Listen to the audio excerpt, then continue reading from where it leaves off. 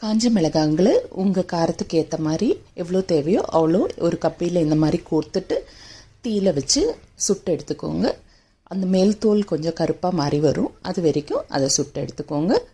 இப்போ அது ஒரு மிக்ஸி ஜாரில் ட்ரான்ஸ்ஃபர் பண்ணிவிட்டு கூடவே சின்ன வெங்காயங்களை உரிச்சிட்டு அதே மாதிரி கம்பியில் ஒன்று ஒன்றா கோர்த்துட்டு கலர் மாறுற வரைக்கும் நல்லா சுட்டு எடுத்துக்கோங்க.